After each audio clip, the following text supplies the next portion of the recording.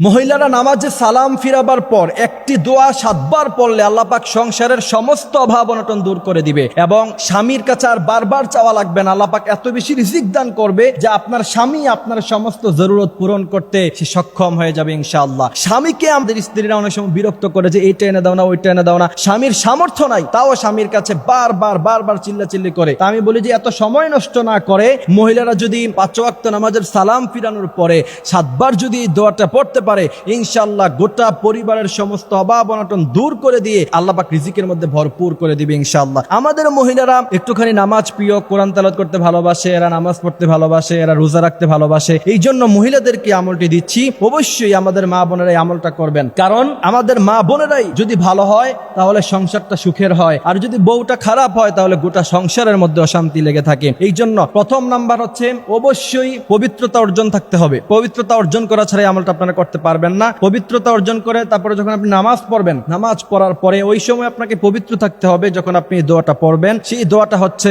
7 বার করে পড়বেন 5 ওয়াক্ত নামাজের পরে। ইয়া কাদিয়াল হাজাত, ইয়া কাদিয়াল হাজাত, স্পষ্টভাবে শুদ্ধভাবে লিখে নেবেন ইয়া কাদিয়াল হাজাত। এটা সুন্দরভাবে মুখস্থ করে লিখে নিয়ে তারপর ইনশাআল্লাহ আপনারা প্রত্যেক নামাজের পরে ইয়া কাদিয়াল হাজাত 7 বার করে পড়বেন এবং 3 বার পড়বেন আস্তাগফিরুল্লাহ রাব্বি মিন কুল্লি যামবি ওয়া আতুবু ইলাইহি লা হাওলা ওয়ালা কুওয়াতা ইল্লা বিল্লাহিল আলিয়্যিল আযীম। এই 3 বার আস্তাগফিরুল্লাহ পড়ার পরে ইয়া কাদিয়াল হাজাত পড়বেন। এরপরে দুরূদ ইব্রাহিম পড়বেন, দুরূদ শরীফ পড়বেন সাল্লাল্লাহু আলাইহি ওয়াসাল্লাম। নবী করিম সাল্লাল্লাহু আলাইহি ওয়াসাল্লাম বলেন মান সাল্লা আলাইয়া ওয়াহিদাতান সাল্লাল্লাহু আলাইহি আশারা, যেই ব্যক্তি একবার আমার উপরে দুরূদ পড়ে আমি আল্লাহ পাক তার উপরে 10 বার রহমত নাজিল করি। সুবহানাল্লাহি ওয়া বিহামদিহি সুবহানাল্লাহিল আযীম। এই জন্য অবশ্যই এই দুরূদ পড়ার পরে যখন আপনার উপরে রহমত নাজিল হবে তারপরে ইয়া কাদিয়াল হাজাত 7 বার পরে এরপরে আপনি আল্লাহর কাছে চাইবেন আর দোয়ার মধ্যে পড়বেন রব্বানা যালামনা আনফুসানা ওয়া ইল্লাম তাগফির লানা ওয়া তারহামনা লানাকুনান্না মিনাল খাসিরিন রব্বানা আতিনা ফিদ দুনিয়া হাসানা